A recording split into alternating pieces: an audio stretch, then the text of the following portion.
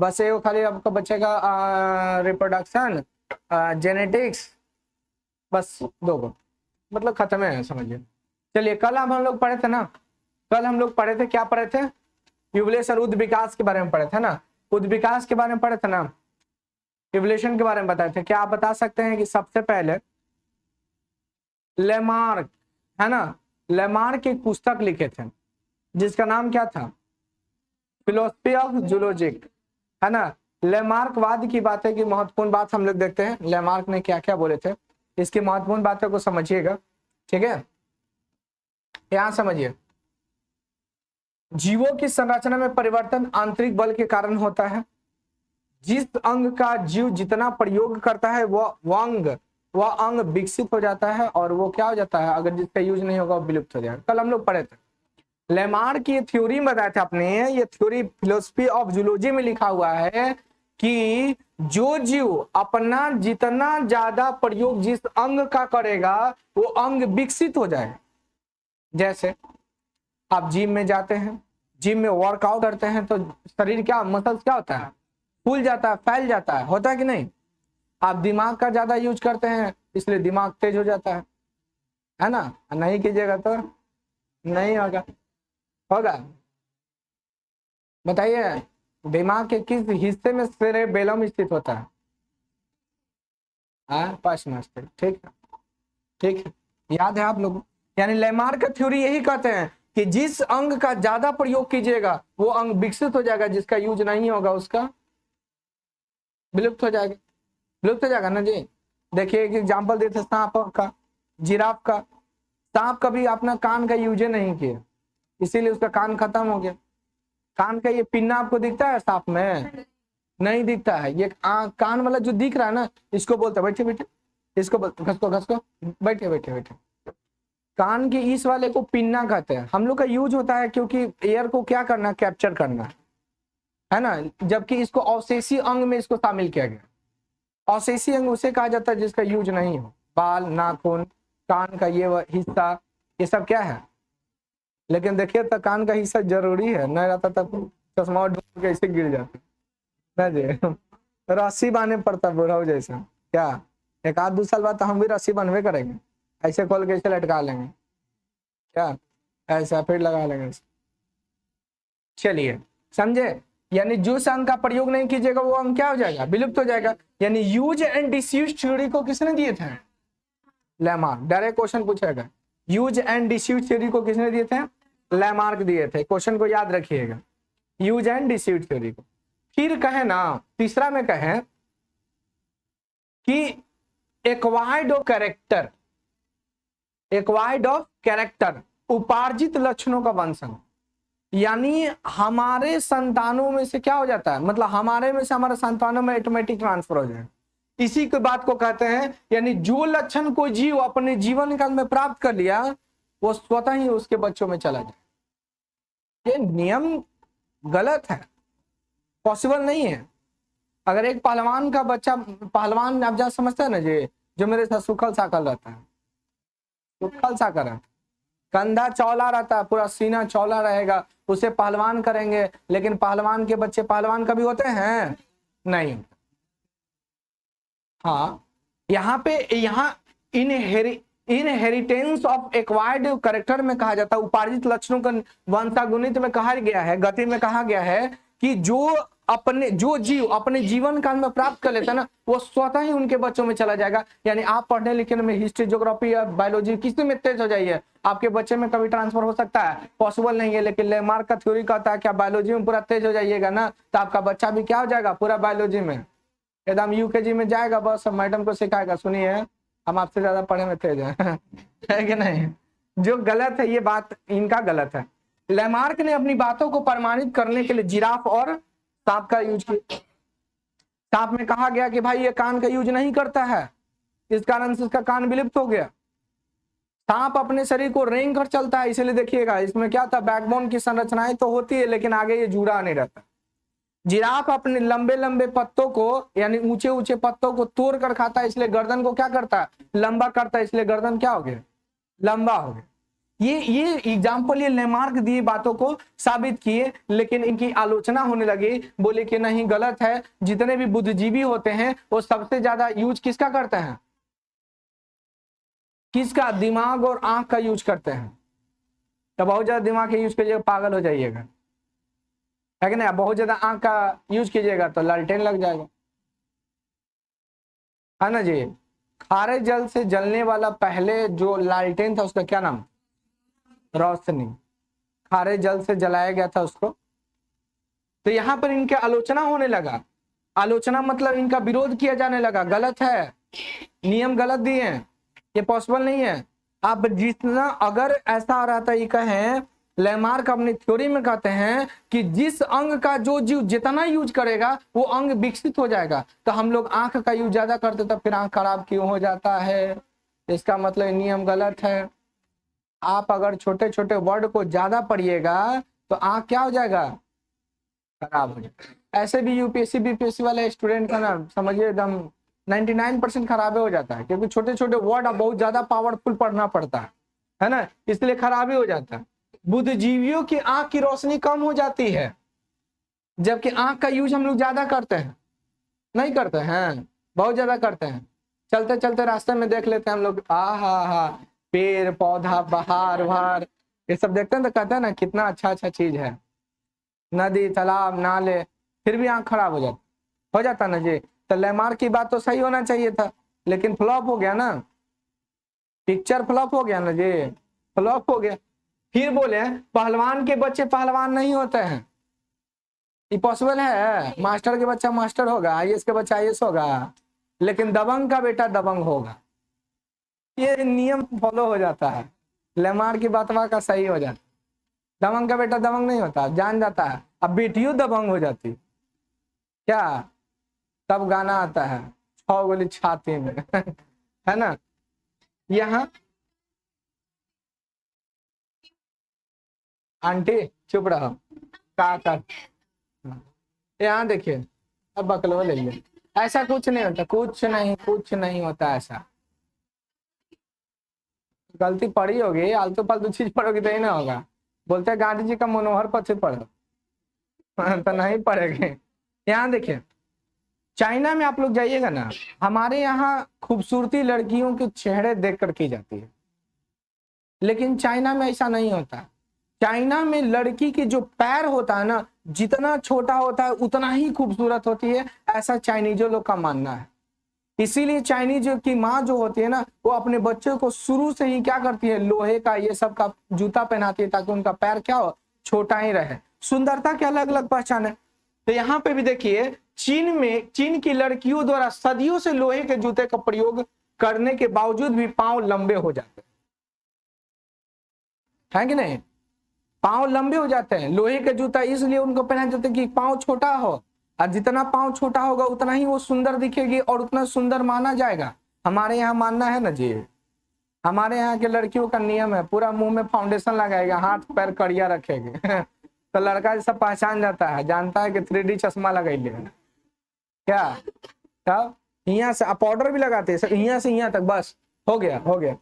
अरे कम से कम यहाँ हाथ है, हम नहीं सब तो फेरा लावली में कूद जाते हैं महिलाओं के द्वारा। अब यहाँ देखिए, यहाँ पे हम लोग देखें तो चाइनीज लोग में क्या होगा, पांव की लंबाई क्या हो गया, बढ़ते गए, तो इनका तो नियम फ्लॉप हो गया।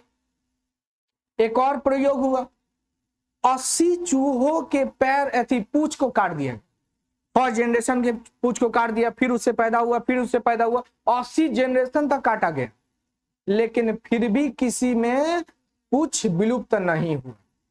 अरे फर्स्ट जनरेशन में आप काट दिए, दूसरे जनरेशन में ऐसे काटते गए तो आने वाला समय में लेमार्क के थ्योरी के अनुसार विलुप्त हो जाना चाहिए कि नहीं, लेकिन नहीं हुआ, है ना।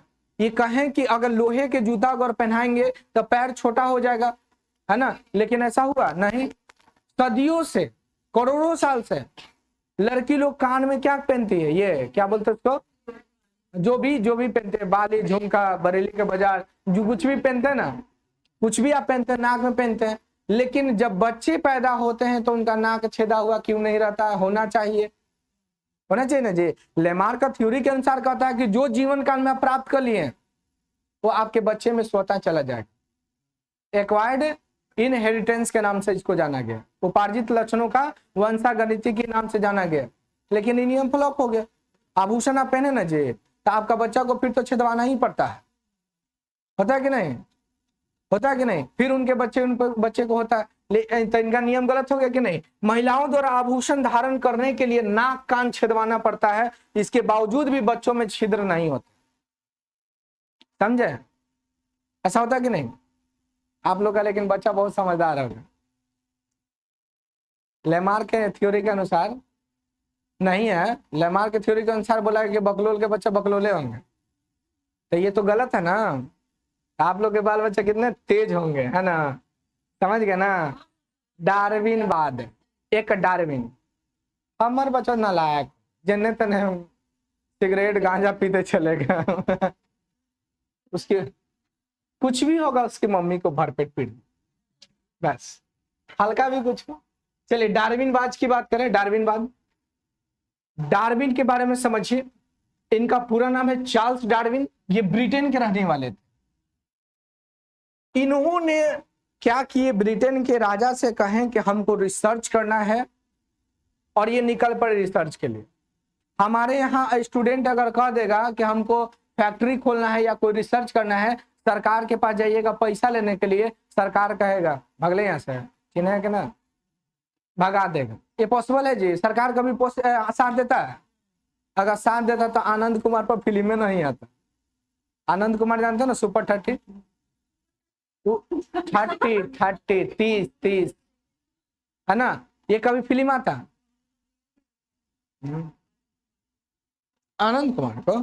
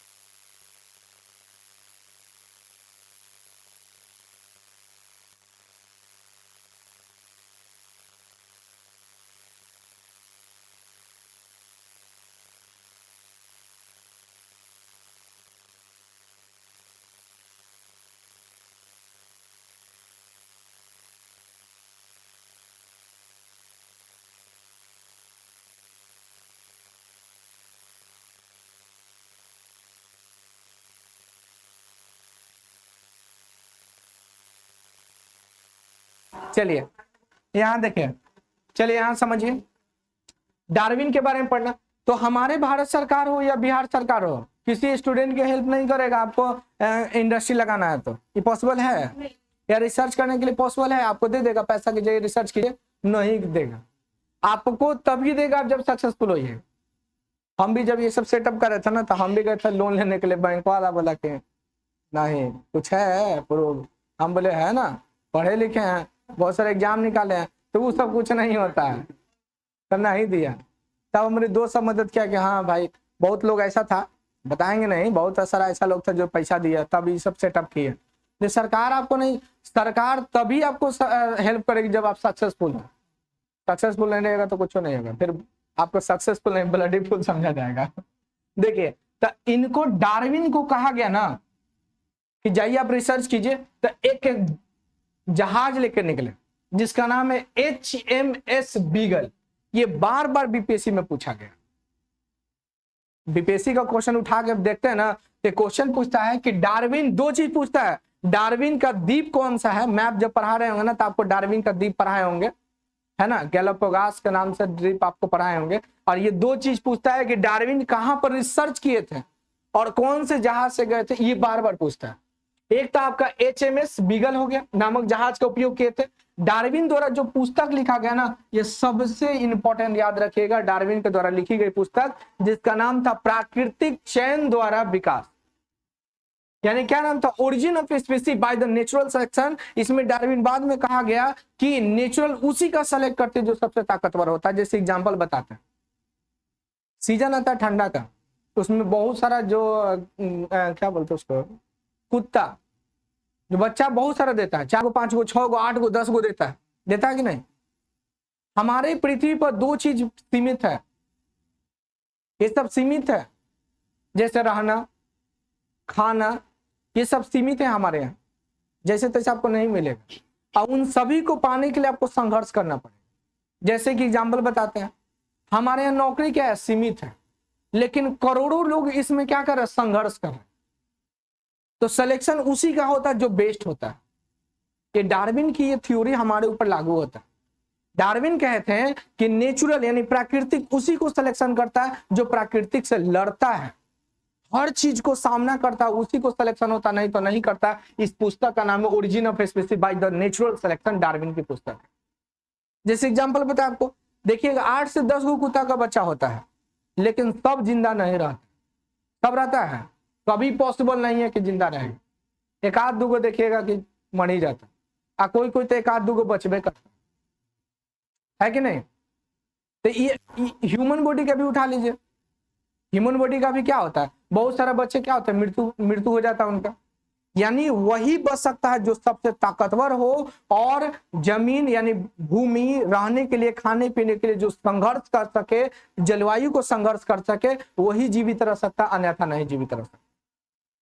ये डार्विन की पुस्तक में ये बात कहा गया, और जो हमारे ऊपर भी लागू होता है ना। जो संघर्ष करेगा वही नौकरी मिलेगा उसको, नहीं तो नहीं मिलेगा। बिना संघर्ष वाले को नौकरी मिलता है? कभी सुने हैं कि बिना पढ़ ले, आप ही सुने होंगे, कुछ नहीं पढ़ता था, मैट्रिक इंटर फर्स्ट डिवीजन आ गया, ये सुने होंगे। लेकिन ये कभी आप नहीं सुने होंगे ना कि नहीं पढ़ता था लेकिन रेलवे में नौकरी हो गया, नहीं पढ़ता था यूपीएससी हो गया, बीपीएससी हो गया, ये कभी आप नहीं सुने होंगे।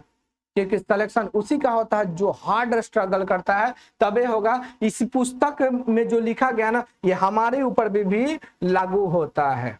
जैसे यहां देखिए, हमारे पृथ्वी पर ना प्रजनन की अपार क्षमता है। अपार मतलब बहुत ज्यादा।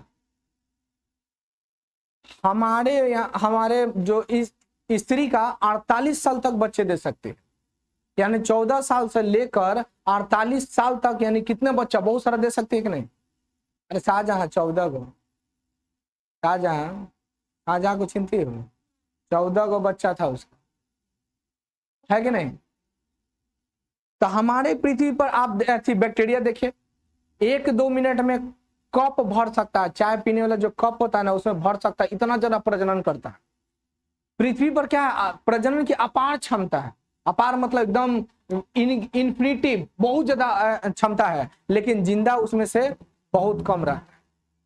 अब देखिए करोड़ों की संख्या में आप देखिएगा, मक्खी है, मच्छर है, फिर चींटी है, ये सब है, लेकिन जिंदा कितना रहता है, बहुत कम रहता है कि नहीं। जो स्ट्रगल करेगा फूड और जमीन के लिए, यानी रहने के लिए, वातावरण से हर चीज को अनुकूलन करेगा, वही जीवित रह सकता, नहीं तो नहीं। बिहार में सभी मौसम को झेलने के लिए हम लोग आदी हैं, है कि नहीं। गर्मी और ठंडा बरसात तो सबको झेल लेते हैं, हंसते खेलते। क्या फ्रिज कहाँ लगाए हैं गर्मी के दिन में, हम लोग फ्रिज लगाए हैं? नहीं लगा हुआ है। एसी लगा हुआ? नहीं लगा। झेल लेंगे, फिर ठंडा में भी झेल लेंगे, बरसात में भी झेल लेंगे, हम लोग आदी हैं। हम इस अडेप्टेशन को हम लोग समझते हैं, जानते हैं, इस कारण से हम लोग क्या कर सकते हैं, जीवित रह सकते हैं। लेकिन उठाएं आपको लेके चल गए कहाँ, पोल पर, POLE, ध्रुव पर, हम लोग जीवित रहेंगे? नहीं रहेंगे, क्योंकि उसके लिए हमारा शरीर नहीं बना हुआ। वहां पे ठंडा रहता है, खाली ही ठंडा आपको मिलेगा, गर्मी मिलेगा ही नहीं। तो बताइए हम लोग कितना दिन जीवित रहेंगे? कितना थेथर रहिएगा? तो 1 सप्ताह, 1 सप्ताह के बाद बोलिएगा हे प्रभु हम अब आ रहे हैं आपके द्वार, द्वार खुला रखिएगा, मन होगा तब क्या जीवित रह सकते हैं? पोलर बियर आप लोग जानते हैं ना, पोलर बियर को उठा के बिहार में लाइए, जीवित रहेगा? नहीं रहेगा। सबका एडेप्टेशन बना हुआ है कि नहीं? तो यहां पर भी बोला गया है कि जीवों में क्या है जी, प्रजनन की अपार क्षमता होती है, बहुत ज्यादा होता है। पैरामीशियम जानते हैं ना, 1 घंटे में 3 बार प्रजनन करता है, 1 घंटे में। हमारे में प्रजनन कितना होता है? 280 दिन में होता है। गाय में 280 दिन, भैंस में 300 दिन, लगभग 650 दिन में एगो बच्चा देता है। कौन? हाथी, है ना, छुछुंदर 7 दिन में। पैरामीशियम 1 घंटे में 3 बार प्रजनन करता है। तो देख रहे प्रजनन की अपार क्षमता है, पर लिमिट है जी। पहले के जमाना में देखते थे स्त्री मशीन बने रहते थे, मार केकरा एकदम सुनो कैगो है, एगो है, फिर उसे कैगो है, 12, हाँ 12 लाठी 12 गो लाठी है ना जी। अपार क्षमता है प्रजनन में, लेकिन जीवित वही रह सकता है जो संघर्ष करे। समुद्री मछली एक ब्रीडिंग जब सीजन होता है ना, तो 1 मिलियन अंडे को देती है। 1 मिलियन 10 लाख होता है, ब्रीडिंग सीजन में 1 मिलियन अंडा देती है। तो सोच रहे कितना अपार क्षमता है, बहुत ज्यादा है ना। ये डार्विन की बातों को लिखा गया। सैल्मन फिश जो होता है ब्रीडिंग सीजन में 2 करोड़ 80 लाख अंडा देता है ना, 2 करोड़ 80 लाख। ये सब फिशेज जो है, अरे हम लोग जो मछली खाते हैं उसमें ना देखते हैं अंडा कितना रहता है, एकदम बहुत सारा एक ही बार में निकलता है, उसमें छोटा छोटा राई के दाने का रहता है। पकौड़ा खाए, अच्छा लगता है ना उसका, खाए ना पकौड़ा, खाए ना, झूठ ना बोले, देखिए खाए, खाए ना। आप कौन को खाया पकौड़ा? कोई नहीं, आप नहीं खाए, झूठ बोले, ऐसी फ्रिज में रह रही है तुमको मालूम ही नहीं? खाइले है, सब खाया होगा। मनुष्य के छोटी आंत आप लोग जानते हैं, मनुष्य के छोटी आंत में परजीवी होता है जिसका नाम है एस्कैरिस। एक बार में बहुत फोन है हटा। मनुष्य की छोटी आंत की परजीवी जो है एस्कैरिस, एक बार में 2 लाख अंडे देती है। हमारे शरीर में, हमारे स्मॉल इंटेस्टाइन रहती है, क्या बोलते हैं उसको, स्मॉल इंटेस्टाइन में एक परजीवी होता है जिसका नाम है एस्कैरिस। वो देखिए कितना, एक बार में कितना, 2 लाख अंडे देती है। तब ना फूड पॉइजन, बहुत तरह की बीमारी हो जाता है कि नहीं? इतना अंडा देती है, तो अपार क्षमता है ना जी। स्तनधारियों में सबसे कम प्रजनन की क्षमता हाथी में होता है, यानी पूरे जीवन काल में मात्र 6 गो बच्चा देता है। तो आप बताइए 650 दिन में एगो बचवे देता है, या कितना साल जिंदा रहेगा? या 6 गो ना देगा, है कि नहीं? हम नहीं जैसा है 102 103 चल गया 1000 साल, रामन 1000 साल, समझे? तो यहां तक आप समझे कि नहीं? लगभग नियत जनसंख्या, अत्याधिक प्रजनन क्षमता के बावजूद भी पृथ्वी पर लगभग ही जनसंख्या, बहुत है प्रजनन की क्षमता। अभी डार्विन का क्या बात समझे कि पृथ्वी पर आप क्या है, पूरा अपार क्षमता प्रजनन की, अपने जैसी संतानों की उत्पत्ति में अपार क्षमता है पूरा पृथ्वी पर। लेकिन फिर भी जीवों की संख्या लगभग नियत रहती है। ऐसा क्यों? इसलिए ऐसा क्योंकि सभी को स्ट्रगल करना पड़ता है, यानी अस्तित्व के लिए संघर्ष, जीने के लिए संघर्ष करना पड़ता है। अगर हमारे माता पिता छोड़ देंगे कि छोड़ दी जाए, जो होगा सो देखा जाएगा, तो फिर हम लोग जीवित रहेंगे? जीने के लिए सब संघर्ष करता है ना जी। ये डार्विन की ये बात सही है, जो भी है रुक जाइए, मतलब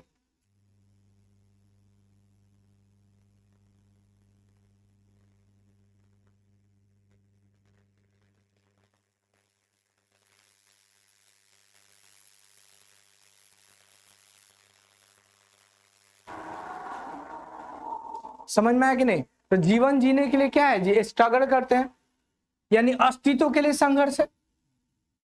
हमारे यहाँ अस्तित्व के लिए संघर्ष है ना। अगर हम लोग अगर देखेंगे धूप और हम लोग तो धूप छांव देखते हैं, लेकिन हमारे माता पिता अगर सोचेंगे कि धूप है आज कमाने नहीं जाएंगे, तो फिर हम लोग का नाद भरेगा?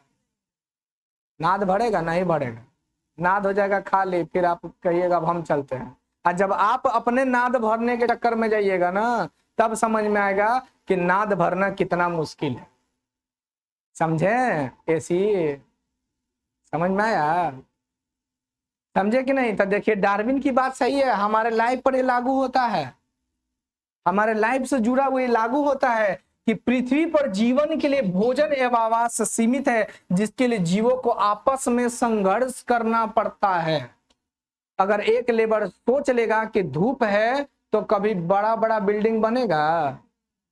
बनेगा? अगर सोच लेता है कि हमसे ये इतना बड़े बड़े पत्थर नहीं उठेगा, तो आज पूरे विश्व में ताजमहल को कोई नहीं जानता, बुर्ज खलीफा को कोई नहीं जानता, पिरामिड को कोई नहीं जानता।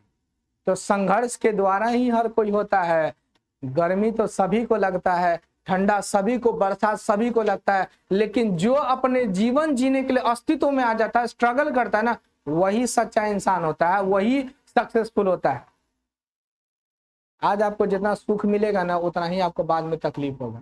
सुख जीवन क्या है? भगवान बुद्ध क्या कहते हैं कि अगर आपको कामयाब होना है तो सुखी जीवन को त्याग करना ही पड़ेगा। भगवान बुद्ध क्या किए? सब जीवन को त्याग दिए, तब देखो उनको भगवान के नाम से जाना जाता है। अगर वो 6 वर्ष तक अगर तपस्या नहीं करते रहते ना, आज उनको भगवान कोई कहता? नहीं कहता। भूख प्यास को त्याग दिए, जन अन्न जल सब चीज को त्याग कर 6 वर्ष तक कठिन तपस्या की, तब उनको भगवान कहा जाता है। देखो करोड़ों साल से भगवान है। समझे?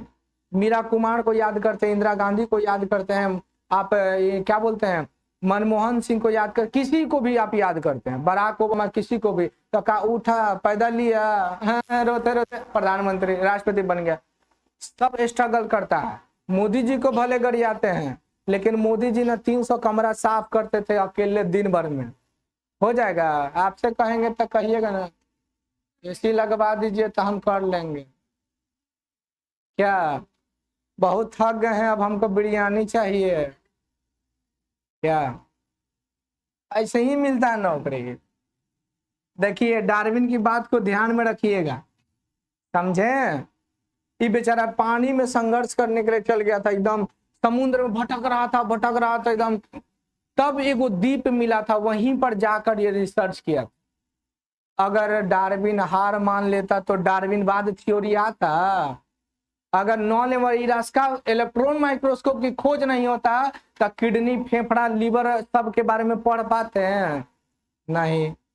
तो कुछ है? देखिए खोजने वाला क्या क्या ने खोज दिया, और आज हम लोग को पढ़ने में भी भार पड़ता है, नींद लगता है, नींद लगता है, ढील काटेगा, नोचनी धरेगा, हाँ फोन आएगा 50 बार, नींद आ जाएगा पूरा। सर आज नींद आ गया। डायरेक्टर के पास गए थे तो कोई कहेगा कि हमारा काम हो गया था। कोई सर जो है ना, सर दिन भर रहते हैं, एको दिन आपसे नहीं रहते हैं, हमारा काम नहीं है, हमारा बाल बच्चा ना था ना, आपका कैगो है? था कहिए कि बाल बच्चा ना है, इसीलिए आपको बहुत काम नहीं रहता है, तो आप लोग को कैगो है? डार्विन की बात है क्या? अपार क्षमता है।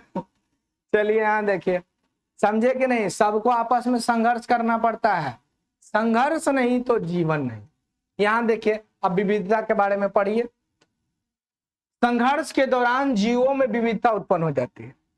जितना संघर्ष करेगा उतना ही क्या होगा? विविधता उत्पन्न होगा। एक एग्जांपल बता, आप कंपटीशन लाइन में घुस गए ना, आपको तरह तरह चीज पढ़ना है, किताब के अलावा भी बहुत सारा चीज आपको पढ़ना होता है जो आपके लिए बहुत इंपॉर्टेंट है। दुनियादारी भी जन खाली किताब पढ़ने से थोड़ी होता है। फॉर एग्जाम्पल पेपर, न्यूज, बाहर में क्या हो रहा है, कौन सा कानून क्यों आ रहा है, क्या कारण है ना, ये सब आपको पढ़ना पड़ता है। फिल्म, ये सब क्रिकेट, ये सब भी आपको अपने लाइफ से संबंधित बहुत सारा चीजों को पढ़ना पड़ता है। तो ये संघर्ष के दौरान जीवन में विविधता होती है। तब जब आप पढ़ने के लिए निकलते हैं तो आप खाली क ख ग घ सीखते हैं, बहुत सारा चीज सीखते हैं। आज आप क्या सीखे, बहुत सारा चीज सीखे ना थे, विविधता, भिन्न भिन्न चीजों को आप सीखते हैं। तो जब संघर्ष कीजिएगा तब विविधता उत्पन्न हो जाती है। आप पढ़ने के लिए जब निकलते हैं घर से तो तरह तरह के चीजों को सीखते थे, विविधता हो गया, है कि नहीं। तो संघर्ष के दौरान क्या होती है, विविधता उत्पन्न हो जाती है, एक से एक चीज। तो यहाँ भी बताया जा रहा है, देखते हैं कि तरह तरह के, पहले कैसा कैसा, पहले तो हमारे यहाँ एक एक शेरू हुआ करता था, कुत्ता, आज पप्पी, पापा, पापा नहीं पप्पी पप्पी, कुछ कुछ तो नाम हो रहा था। योग्यता के उत्तरजीविता का चुनाव, यहां पर बोला ना यूजफुल वेरिएशन, योग्यता, जिसमें योग्यता होगा उसी का चुनाव होगा। सिलेक्शन उसी का प्रकृति करती है जिसमें क्वालिफिकेशन होगा, जिसमें योग्यता होगा इस पृथ्वी पर संघर्ष करने के लिए, और नहीं तो उसका चुनाव नहीं है। हमारे अंदर वैकेंसी देखते हैं निकलता है तो बहुत कम निकलता है। सिलेक्शन उसी का होता है जो सबसे ज्यादा पढ़ा लिखा होता है, जो सबसे ज्यादा समझदार होता है, जो रात दिन मेहनत किया है, गर्मी ठंडा बरसात को झेल कर आगे बढ़ा है, एसी फ्रिज को त्याग दिया है, वे लोग सक्सेसफुल होते हैं, होते हैं कि नहीं जी। तब देखिए यहाँ हम कर रहे हैं, डार्विन कर रहा है, देखिए यहाँ देखिए योग्यता की उत्तरजीविता का चुनाव, संघर्ष के दौरान जिसमें सबसे अच्छी विविधता होती है, प्राकृतिक उसको चयन करती है। ये चीज बना जी, जो सबसे ज्यादा संघर्ष करता है, जिसमें सबसे अच्छी क्वालिटी होती है, उसी को सिलेक्शन होता है, उसी का सिलेक्शन होता है कि नहीं। यहाँ पे यही चीज बोल रहा है, संघर्ष के दौरान जिसमें सबसे अच्छी विविधता होगी, जिसमें सबसे अच्छी योग्यता होगी, उसी का प्रकृति क्या करेगा, चयन करेगा, और नहीं तो चयन नहीं करेगा। आप एग्जाम्पल समझिए ना, 10 गो वैकेंसी है रेलवे, तो 10 गो वैकेंसी कभी खाली रहेगा, भरवे करेगा कोई ना कोई, लेकिन 10 गो के लेना है, भरेगा कम से कम 1 लाख, 1 लाख का सिलेक्शन होगा, जो सबसे अच्छा रहेगा उसी का सिलेक्शन होगा, नहीं तो नहीं। ये हम नहीं, डार्विन कह रहा है, डार्विन की बात ये सही है ना जी, बिल्कुल सही है। मैट्रिक इंटर थोड़ी है, सब गए, चाचियों पास, चच्चों पास, ग्रुप डी में दादी नानी चाची भौजी, क्या बोलते हैं उसको, अड़ोसी पड़ोसी, सब भरता है, लेकिन सिलेक्शन उसी का होता है जो पढ़ ले रहता है। इतना कटअप जाता है, देख रहे हैं, हालत खराब के लिए, समझे। हम नहीं, डार्विन कह रहे हैं, देखो बात को, डार्विन जी कह रहे हैं, ये बात सही बात है, आप इसको समझिए, आप पढ़ते हैं तो अपने लाइफ में इसको यूज कीजिए, ठीक है। सर्वाइवर ऑफ द फिटेस्ट कहकर संबोधित किए हर्बर्ट स्पेंसर जो है ना, ये कहे सर्वाइवर ऑफ फिटेस्ट, यानी जो प्रकृति के लिए फिट होगा वो क्या होगा, चुनाएगा, और नहीं तो चयन नहीं होगा। एग्जाम्पल आपको बताया ना जी, एक कुत्ता का बहुत सारा बच्चा होता है, 5 गो 6 गो रहता है, लेकिन सब जीवित नहीं होता है। जो आपको फाइट किया, जो संघर्ष किया, वही इस पृथ्वी पर जीवित है, अन्यथा जीवित नहीं है कि नहीं। और आज का डेटा ऐसा ना, जो जितना मेहनत करेगा ना, वो सबसे ज्यादा समझदार और सबसे पढ़ा लिखा, क्या बोलते हैं, सबसे अमीर बनेगा, जो जितना संघर्ष करेगा, और नहीं तो संघर्ष नहीं करेगा तो। एक जानते हैं ना, जोमेटो का नाम आप लोग सुने होंगे, पूरा ठूस ठास के खाते होंगे जोमेटो से, कभी नहीं खाए हैं, कभी नहीं। ठीक है, हम आज आपको खिलाएंगे जोमेटो से, बताते हैं जोमेटो की कहानी बताते हैं।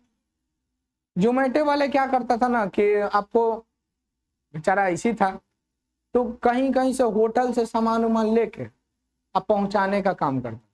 जैसे मान लीजिए कि आपको जरूरत है, वहां से खरीद के हम आपको 50 2-4 रुपए ज्यादा लिए, ऐसे करते करते करते करते एक स्टाफ, 2 स्टाफ, 3, अपना कुछ नहीं, जोमेटो का अपना कुछ नहीं है, सिर्फ उसका नाम है। अब बस सबसे, आपका रेस्टोरेंट है या आपका होटल है, उससे जाकर कॉन्टेक्ट कर लिया, बस कुछ मुनाफा पे आपको रख लिया। और देखिए आज जोमेटो देखिए कितना भारतवर्ष में चला, तो संघर्ष किया तब ना, तब आपको संघर्ष करने के लिए कहेंगे तो नहीं, हमरा ठंडा पानी चाहिए, गर्मी है, चक्कर आ रहा है, तो एसी चाहिए, फ्रिज चाहिए, कुछ चाहिए। चलिए, तो देखिए वो कहाँ से आए जी, राजीव नगर 24, उतना दूर से लगभग 3-4 किलोमीटर ये लड़के आई, 3-4 किलोमीटर से, इतना धूप में। अब बगल के लोग यहाँ आते हैं तो कहते हैं क्या, हमको एसी चाहिए, तुमको हम एसी दिवाते, रुको बस कल हमको छुट्टी है। देखिए यहाँ पे वातावरण परिवर्तनशील, वातावरण एक्सेप्ट करना, हम लोग वातावरण में एक्सेप्ट है कि नहीं? कोई गर्मी, कोई ठंडा, कोई बरसात, कुछ नहीं, हम लोग झेल लेते। प्यार का नियम है झेल लेना, है ना जी। कि इतना गर्मी है तो क्या हम लोग मर गए हैं? तनी मनी बेहोश हो जाते हैं। तो तनी मनी बेहोश होने का कारण है कि भूखे मत रहिए। अब आपको कोई कह देगा मजाक से कि आप मोटे हो गए, अगर मतलब का 10 दिन भूखे रहिएगा, बनिएगा गांधी जी, तो बेहोश होइबे कीजिएगा, है कि नहीं? तो वातावरण में क्या, वातावरण भी एक्सेप्ट करता, कैसे किया? वातावरण के परिवर्तनशील के कारण जीवों में विविधता जमा होती है। हमारे यहाँ बहुत सारा वेरिएशन आपको देखने के लिए मिलता, वेरिएशन मिलता है ना जी। इक्वेटर पे सबसे ज्यादा वेरिएशन आपको देखने मिलता, तरह तरह के जीव जंतु मिलेगा, पेड़ पौधा, तरह तरह के जानवर आपको मिलेगा देखने के लिए, है कि नहीं? प्राकृतिक के बदलाव के अनुसार जीवों में अनुकूलन बनना पड़ता है। जैसे जैसे प्राकृतिक चेंज होगा वैसे वैसे हमारे जीवन का अनुकूलन भी क्या होता है, बदल जाता है। अब बताइए, इतना पहले हम लोग ठंडा झेलते थे ना जी, आते थे मोफलर कोची कोची पहन के आते थे। जैसे जैसे गर्मी बढ़ते गया वैसे वैसे हमारा शरीर क्या होगा, ढल गया। फिर बरसात आएगा फिर ढल जाएगा, फिर ठंडा आएगा फिर ढल जाएगा। अनुकूलन के अनुसार हम लोग ढल जाते हैं कि नहीं? अनुकूलन के अनुसार ही ढलना हमारे जीवन का सत्य है, ढलना ही पड़ेगा, अन्यथा फिर आपको प्राकृतिक चयन नहीं करेगा। अब बहुत गर्मी लग रहा था, कहाँ हम लोग कुछ है, जैसा थे वैसे है, खाली एगो पंखा लगल है, दरवाजा खुला है, खिड़की खुला है, बस हो गया। हाँ, उसके अलावा क्या है? नहीं तो यहाँ पे देखिए, प्राकृतिक बदलाव के अनुसार हम लोग को भी क्या करना पड़ता है, हम लोग को भी बदलना पड़ता है। तो हम लोग क्या बदलेंगे? हम लोग ऑटोमेटिक क्या होता है, हमारा शरीर उसमें ऑब्जर्व हो जाता है, अनुकूल स्थिति में आ जाती है। बस वही होता है, स्वेटर मुफलर को त्याग देते हैं, बस आ जाते हैं हम लोग अपने फौज में। क्या पालन, इसका पालन नहीं करने पर, जब अगर आप प्राकृतिक बदलता है इसका पालन नहीं कीजिएगा तो क्या हो जाएगा, लुप्त हो जाइएगा। देखें, और जो इसको नहीं झेल पाएगा उसकी मृत्यु नहीं होगा, बिल्कुल मृत्यु हो जाएगा। इसलिए झेलना तो है, अनुकूलन जैसे जैसे बदल देगा वैसे वैसे हम लोग को भी बदलना पड़ता है। हम लोग के शरीर में ऑटोमेटिक बदलाव होने लगता है और उस चीजों को झेलने लगते हैं। अब देखिएगा, इसमें कभी आपको गर्मी नहीं लगेगा, आज के बाद तो कभी लगेगा ही नहीं, कभी नहीं। और कभी ठंडा पानी मंगवा मत कीजिएगा, अब मांगिएगा भी नहीं, मांगिएगा तो फिर आपको हम मनवाएंगे, समझे कि नहीं? देखिए, प्राकृतिक में बदलाव के अनुसार अनुकूलन, हम लोग क्या अनुकूल बनना पड़ता है। अगर जो नहीं बनेगा प्रकृति से क्या हो जाएगा, लुप्त हो जाएगा। जो सरवाइव नहीं कर पाएगा वो विलुप्त हो जाएगा, खत्म हो जाएगा। डायनासोर मेसोजोइक काल का था, खत्म हुआ ना जी, उसको झेल नहीं पाया, मर गया। बहुत सारा आप जानते होंगे, बहुत सारा ऐसा आपके आंख के सामने बहुत सारा चीज विलुप्त हो गया, नहीं झेल पाया, मर गया। गौरैया झेल नहीं पाया, खत्म हो गया। बहुत सारा ऐसा जीव जंतु जो है वो प्रकृति के बदलाव को समझ नहीं पाता, झेल नहीं पाता, जिसके कारण से वो क्या होता है, विलुप्त हो जाता है। देखिए, गौरैया विलुप्त हो रहा है ना जी, गिद्ध विलुप्त हो रहा है ना, बहुत सारा चीज आपको विलुप्त होते जा रहा है। और आने वाला समय में बहुत सारा नई नई चीजों का उत्पत्ति हो जाए,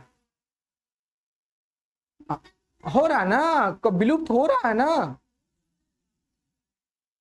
खत्म हो जाएगा सब। जितने रेडिएशन, इतना गर्मी पड़ रहा है ना, सब खत्म हो जाएगा, सब खत्म हो जाएगा। अरे आप बताइए, सुनिए पहले, आप हजारों की संख्या में देखते थे और आज एका दुका देख रहे हैं, तो उसका आप काउंट कीजिएगा। पहले गांव देहात में जो चाय चाय चाय तक घर उर में ऐसे लगा देता था, अपना क्या बोलते उसको, घोंसला लगा देता था, है ना। गांव में प्लास्टर नहीं रहता था, तो ऐसी वो जो बांस लगाया जाता था पेंट उंट करने के लिए या फिर कुछ भी चढ़ाने के लिए, उसमें आया घोंसला लगा दिया, तो बहुत सारा देखने के लिए मिलता था। और असली मायने में ना वो घरे में हम लोग को रहबे करता था, गौरैया घर में ही उसका वास होता था, और आज खत्म हो गया, समझे कि नहीं? तो हम लोग को भी प्रकृति के अनुसार ढलना पड़ता है। प्रकृति के अनुसार नहीं ढलेंगे तो क्या हो जाएंगे, विलुप्त हो जाएंगे, हो जाएंगे ना, तो विलुप्त हो जाएंगे, खत्म हो जाएंगे। जैसे देखिए, डायनासोर, डोडो पक्षी है, ये भी क्या हो रहा है, विलुप्त हो रहा है। लुप्त होने के कगार पर मौजूद जो प्राणी होते हैं उसको रेड डाटा बुक में क्या किया जाता है, सूचीबद्ध कर दिया जाए। जो विलुप्त हो रहा है उसको क्या कहता है, रेड डाटा में। जैसे गौरैया भी विलुप्त होने के कगार पे है। ये क्या है, आने वाला समय में खत्म हो जाएगा। जैसे हमने के ओता पोता नहीं देखे, पोता देखेगा जी, देखेगा एक आध दो गो फोटो सेल्फी उल्फी ले रहिएगा ना तो वही दिखाइएगा, वो फिल्म में, रावण फिल्म में देखिएगा। चलिए, विविधता को जमा होते होते लंबे समय के अंतराल के बाद नई प्रजाति का जन्म हो जाता है। तरह तरह के नई प्रजाति का जन्म होता है ना। एग्जाम्पल बताएं, जैसे अभी नई प्रजाति देखिए, एक से एक कुत्ता का प्रजाति आ रहा। एक वो देखे छोटा सा प्रजाति कुतवा का, बहुत छोटा रहता है, एकदम पॉपकॉर्न के डिब्बा में अड़ जाता है, ठीक है, एकदम छोटा एकदम रहता है, इतना छोटा, बस। नहीं देखे आप? नहीं देखे होंगे, कहाँ से देखे? अच्छा अच्छा चीज आप लोग देखने के लिए मिले। आप देखिए क्या देखिए, भैंस देखिए, देखी होगी, देखी होगी, ये सब नहीं। तरह तरह की जीव जंतु नए नए बन रहे। एगो बड़का गिरगिट देखे होंगे, है ना, सब पालता है सब, है कौन कौन क्या बोल रही है? हाँ, बड़का गिरगिट देखे होंगे। ये सब देख रहे, नई नई प्रजाति है। तरह तरह के मेढक की प्रजाति, मधुमक्खी की प्रजाति, तरह तरह की विविधताएं जन्म ले रही है। अरे छोड़ो, हटाओ, कोरोना देख रहे हो, नई प्रजाति है, एकदम आया, एकदम भूचाल मचा के चल गए। क्या कितना के गायब कर दिया, है ना जी? हाँ, हमको विश्वास भी नहीं हुआ था।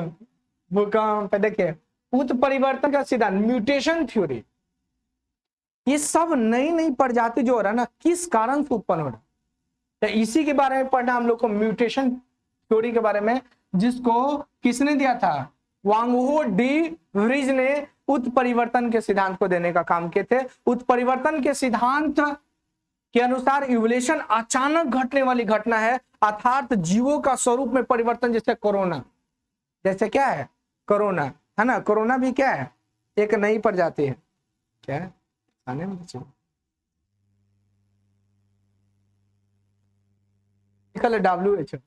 देखिए यहाँ पे उत्परिवर्तन का सिद्धांत, यहां देखिए क्वेश्चन पूछेगा, म्यूटेशन थ्योरी को किसने दिया था? वांगहो डी व्रिज। किसने दिया था? वांगहो डी व्रिज ने दिया था म्यूटेशन थ्योरी को। अब यहां पर समझिए, वांगहो डी व्रिज कहते हैं कि जो इवोल्यूशन अचानक घटने वाली घटना है। क्या कोरोना के बारे में कोई जानता था बहुत पहले? अचानक घटा था कि नहीं?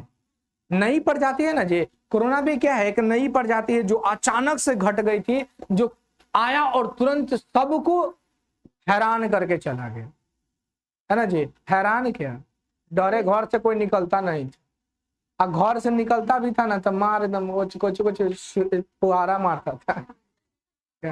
सैनिटाइजर, सैनिटाइजर भी आज से पहले बहुत कम ही लोग जानते होंगे। ये भी एक प्रकार का समझिए तो अचानक घटने वाली घटना है। सैनिटाइजर का यूज कौन करता था? बहुत कम ही ना, आप जानते भी नहीं होंगे सैनिटाइजर और मास्क के बारे में। अरे तो वो तो थोड़ा क्या जानते थे, जानते सिर्फ यही जानते होंगे ना कि ऐसे ही सिर्फ शो के लिए है, धूल करने के लिए। इसके अलावा कौन लगाता था? गमछे से काम चला लेता था। कोरोना काल में जो गमछा रखा उसका कहाँ लाल हो गया पता नहीं चला। जब से मोदी जी आके गमछा पहन के आए ना, तब से गमछा रखे लगा था, नहीं तो मास्क जरूर था। 2 गज की दूरी, मास्क है जरूरी, टैगलाइन बन गया था, है ना जी। कोरोना को चिंती हो ना। चलिए, वांगहो डी व्रिज ने दिए थे। क्वेश्चन पूछा जाएगा कि इवोल्यूशन क्या है, तो क्वेश्चन पूछा जाएगा ना इवोल्यूशन क्या है, तो अचानक घटने वाली घटना है ये, अचानक घटने वाली घटना है ये, है ना। अर्थात जीवों के स्वरूप में परिवर्तन, यानी डीएनए में अरपुट चेंज, यानी अचानक चेंज के कारण होने वाला, सडनली चेंज होने वाले को हम लोग क्या बोले? ये उत्परिवर्तन के सिद्धांत। इसमें देखें हम लोग इसके संबंधित प्रमाण के बारे में देखेंगे।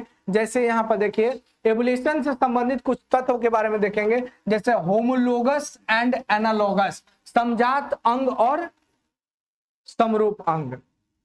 समजात अंग में होमोलोगस ऑर्गन, वैसे अंग जिसकी उत्पत्ति समान होती है लेकिन कार्य अलग अलग होता है। होमोलोगस में क्या होगा जी? होमोलोगस में उत्पत्ति अंग जो होगा, उत्पत्ति तो समान होगा लेकिन काम अलग अलग हो। जैसे मनुष्य का हाथ, मनुष्य का हाथ क्या है? मनुष्य का हाथ एकदम चुलबुलाते रहता है, ऐसे ऐसे ऐसे ऐसे कुछ कुछ करते रहेगा। हमारा हाथ है ना जी, समझात हुआ, लेकिन उसी में देखिएगा पक्षी का, तब बताइए हम लोग उड़े में करेंगे, उड़िएगा छत पर चढ़ कर इसी से कीजिएगा। हम पढ़ा दिए, हाँ समझाते हैं। हमारा हाथ और पक्षियों का हाथ सेम होता है, लेकिन काम अलग अलग है। तब फिर मालूम चलेगा, उड़िएगा जाके तब पापा की परी उड़ रही है, रात में देखेगा सब। हाँ पापा के पारा भी उड़ता है। भाई कपन बोल रही है, और किसको बोलेगी? चमगादड़ के पंख। अब यहाँ समझिए, समझात का मतलब क्या है, तो एक ही जैसा लेकिन काम अलग अलग। समझात क्या है? समझात का मतलब क्या, अंग एक ही है लेकिन काम अलग अलग है। जैसे हमारा हाथ है, पानी पी सकता है, लेकिन आपका जो पक्षी का जो पंख है उससे पानी वो पी सकता है? नहीं पी सकता है। लेकिन वो उड़ सकता है अपने पंखों से, हाथों से उड़ सकता है। क्या हम लोग उड़ सकते हैं? कोशिश भी ना कीजिएगा, ये सिर्फ काल्पनिक बातें हैं, इस पर ध्यान ना दे, उड़ने की कोशिश ना करें। ये घटना घटेगी, जिम्मेवार आप होंगे, हम नहीं होंगे। इसलिए तो हम बोल दे टर्म एंड कंडीशन। देखते हैं टर्म एंड कंडीशन में बोलता है फटाफट, जो कि नियमों से बोल देता है, फटाफट बोल देता, पता नहीं चलेगा क्या बोल दिया, सब पूरा खुश हो जाएगा। सेकेंड प्राइज 1 करोड़, तो फर्स्ट प्राइज देखो उसको सब मालूम है। अब फिर लास्ट में बोलता है टर्म एंड कंडीशन। देखिए वैसा अंग जिसमें क्या होगा जी, समान उत्पत्ति समान होगा लेकिन काम अलग अलग होगा। जैसे मनुष्य का हाथ, पक्षी के पंख, चमगादड़ के पंख, व्हेल का फिलर यानी जिसको तैरता है उसको, है ना, ये सब का क्या होता है, अलग अलग काम है। अच्छा हमारा हृदय भी है कि नहीं? व्हेल का हृदय नहीं है, हमारा हृदय ना तलचट्टा में हृदय नहीं है ना, लेकिन देखिए सबका डिवाइडेड अलग अलग है कि नहीं? तो है तो वही चीज लेकिन काम अलग अलग है, उसी को समझात कहते हैं। समझात समझ में आया? होमोलोगस उसे कहा जाता है कि उत्पत्ति तो समान हुई है लेकिन काम अलग अलग होगा, जैसे मनुष्य का हाथ, पक्षी का पंख। समझ में आ गया? अब यहाँ समझिए एनालोगस का मतलब क्या होता है जी? एनालोगस का मतलब हो गया समरूप, यानी वैसी अंग जिसकी उत्पत्ति अलग अलग हुई है लेकिन काम एक समान होगा। अलग अलग उत्पत्ति हुई है, वैसा अंग जिसकी उत्पत्ति क्या होगा जी, अलग अलग तरीके से हुई है लेकिन काम क्या होगा, सब एक समान होगा। जैसे एग्जाम्पल में देखिए, पक्षी के पंख, तितली के पंख, है ना, मधुमक्खी के डंक का, बिच्छू के डंक, ये सब क्या है इसका? देखिए पक्षी का पंख और तितली का पंख दोनों अलग अलग है ना। नींद आ रहा ना? पक्षी का पंख, पक्षी का पंख और तितली का पंख अलग अलग ना है। अरे बकलोल, हे भगवान की, सुन पहले हम क्या बोले हैं। अरे पक्षी का पंख बड़ा होता है, तितली का छोटा होता है, लेकिन उड़ने का दोनों काम करते हैं। बनावट अलग अलग है ना जी, लेकिन काम क्या है? उड़ेगा। उत्पत्ति अलग अलग है लेकिन काम। आप बताइए, सुनिए यहाँ देखिए, मधुमक्खी का डंक है ना, अलग है कि नहीं? बिच्छू का डंक भी अलग है कि नहीं? लेकिन काटेगा तो दोनों में दर्द होगा, होगा ना जी? अरे छोड़ो हट, हम बताते हैं। मनुष्य काटेगा तब पर भी दर्द होगा, कुत्ता काटेगा तब पर भी दर्द होगा, लेकिन उत्पत्ति अलग अलग है ना। उत्पत्ति अलग अलग है, कुत्ता में और मनुष्य में अंतर है कि नहीं? लेकिन काटेगा तो सुई लेना ही पड़ेगा दोनों में से। आप समझे? नहीं समझे? नहीं समझे? हाँ, जैसे सांप काट लिया, सांप काट लिया और कुत्ता काट लिया, दोनों में इंजेक्शन लेना पड़ेगा, लेकिन उत्पत्ति अलग अलग है ना। वही वही बता रहे हैं, एनालोगस में होता उत्पत्ति अलग अलग होगा लेकिन कमवा एक के रहेगा। उत्पत्ति देख रहे हैं इसमें, इसमें मधुमक्खी का डंक भी क्या है, मधुमक्खी का डंक अलग है, बिच्छू का डंक अलग है, लेकिन काटेगा तो दोनों से फॉर्मिक एसिड निकलेगा और दोनों में दर्द होगा। क्वेश्चन पूछेगा, बिच्छू जब काटता है, डंक मारता है, तो उससे कौन सा एसिड निकलता है? Formic acid. और लाल वाला चींटी देखे, वो भी काटता है, वो भी आपको देखिएगा, कहीं मान लीजिए आप खड़े हैं बतिया रहे हैं, सुन रही हो ना, क्या करे, और नीचे से काट रहा, और बाद ये जो लहरेगा बहुत मजा आता है ना जी। लड़का चुटिया जब काटता छोटका छोटका, तो कौन सा एसिड निकालता? Formic acid. अब बिच्छू के डंक में, लेकिन दोनों में अलग अलग डिफरेंट है कि नहीं? वो डंक से मारता है, ये काटता है, तो दोनों की उत्पत्ति अलग अलग है लेकिन दर्द एक ही है ना। दर्द हुआ ना, उसी प्रकार से। आप समझे कि नहीं? ना समझे तो अब हम क्या कर सकते। चलिए बीज की कड़ी की बात करें। बीज की कड़ी आप लोग समझते हैं ना, यानी सजीव और निर्जीव। बीज की कड़ी का मतलब वैसा, मतलब जैसे आप समझिए मेटल और नॉन मेटल के बीच की कड़ी को क्या कहते हैं? मेटलॉइड, उपधातु के नाम से जानते है ना जी, कहते हैं ना। मेल और फीमेल की बीच की कड़ी को क्या कहते हैं हम लोग? ट्रांसजेंडर के नाम से जानते। ट्रांसजेंडर तो बीच की कड़ी हुआ ना। तो वायरस भी यहां सजीव और निर्जीव की बीच की कड़ी है। वायरस क्या है? बाहर में वायरस है, निर्जीव है, शरीर के अंदर गया सजीव हो गया, बीच की कड़ी हुआ कि नहीं, है ना। युगलिना जानते हैं? युगलिना पादप और जंतु बीच की कड़ी है, यानी आधा प्लांट है और आधा एनिमल है, दोनों की है। एक एनिलिडा आप लोग जानते हैं, एनिलिडा, आर्थ्रोपोडा, ये भी एक बीच की कड़ी है। लंग्स फिश आप जानते हैं ना, लंग्स फिश। लंग्स फिश जितनी भी मछली होती है सब में गिल्स होता है, लेकिन इसमें देख रहे लंग्स है। मछली और उभयचर के बीच की कड़ी है लंग्स फिश। जितनी भी मछली होती है उसमें क्या होता है? गिल्स होता है। मछली में लंग्स होता है, लेकिन इसमें देखिए लंग्स फिश में क्या है? ये दोनों के बीच की कड़ी है। प्रोटोजुआ जानते हैं, पोरिफेरा, ये भी बीच की कड़ी है। इक्निडिनिया और प्लेटपस जानते हैं, रेप्टाइल और मेमल्स की है, बीच की कड़ी है ना। ये सब हम लोग देखें। अब समझिए वैसा अंग जो हमारे शरीर में किसी काम का नहीं है उसे अवशेषी अंग के नाम से। जैसे बाल कोई काम का है? कोई काम का नहीं है। छिलवा देते तो आदमी मर जाता है, या किसका बाल गिर जाता है तो का मर जाता है? नहीं। कोई वैसा अंग जो हमारे शरीर में कोई काम का नहीं है, 100 से भी अधिक हमारा अवशेषी अंग है जो शरीर में। टेल पिच, पूछ, टेल टेल पूछ वाला जो हड्डी होता है आज भी प्रेजेंट है, लेकिन कोई काम का है? निकलता है हड्डी वाले यहाँ निकलता। सिंह पहले निकलता था, अब नहीं निकलता। बहुत पहले हुआ करता था, करोड़ों साल पहले भगवान में, है कि नहीं। फिर उसके बाद नाखून, नाखून, नाखून जानते, वो भी क्या है? अवशेषी अंग है, कोई काम का नहीं है। फिर आपको क्या बोलेंगे? आपको अपेंडिक्स, अपेंडिक्स ये भी कोई काम का है शरीर में? कटवा काटा ये कोई फर्क पड़ता है? गॉल ब्लैडर, कटवा काटा ये कोई फर्क पड़ता है? बोलिए। तुम्हारा नाखून टूटेगा तो फर्क नहीं पड़ेगा? नहीं पड़ेगा, पड़बे करेगा। अगर फर्क पड़ता तो ऑपरेशन करवाते क्यों? ऑपरेशन करवा के जो हटा देता है का मर जाता है। बाटा फाट छोड़ो ना, होता है, कोई फर्क पड़ता है? लड़का लोग से पूछे, जब बाल छिलवाता है ना, जब दादा उदा परदादा चल जाते हैं तो थोड़ा सा तकलीफ होता है, लेकिन फिर झुनझुन्ना जैसा, गजनी जैसा ऐसे कटवा लेता है 2-4 दिन के बाद। ऐसे तकलीफ तो होबे करता है, तकलीफ तो हर चीज में है, तकलीफ किस चीज में नहीं है ना जी। तब समझाते नहीं है, बकलोल हो गई है। तो मम्मी को बोले पड़ेगा कि आप आइए, माई बेटी दोनों बैठ के पढ़िए, अब देखिए आपकी बेटी का क्या हरकत है। वैसा अंग जो पूर्वजों में था, संरचनात्मक और कार्यात्मक, यानी हमारे पूर्वज में पूछ था ना, अब पूछों का काम बंदर लोग यूज करता लटकने में, पेड़ को फाड़ने में करता है। तो संरचनात्मक और कार्यात्मक रूप से पूरी तरह से विकसित था, लेकिन वर्तमान समय में इसका उपयोग नहीं हुआ, इसलिए खत्म हो गया। जैसे आप लोग जान रहे हैं, इसको क्या बोलेंगे? वेस्टिबुलर ऑर्गन के नाम से जानेंगे। जैसे इसमें अपेंडिक्स हो जाएगा, अपेंडिक्स है ना। यहाँ पे तीसरी आंख है हम लोग में? नहीं है, है ना। तीसरी पलक या आंख बोलेंगे थाईलिड। पूछ, पूछ की हड्डी, कान की मांसपेशी, अकल का दांत, ये सब नहीं। अब अकल का दांत 18 से 24 साल में निकलता है, जो नहीं निकलता का बकलोल हो जाता है, ऐसा ना है। तो ये सब क्या है? वर्मी फ्रॉम, क्या है आपका मतलब? ये अवशेषी अंग है।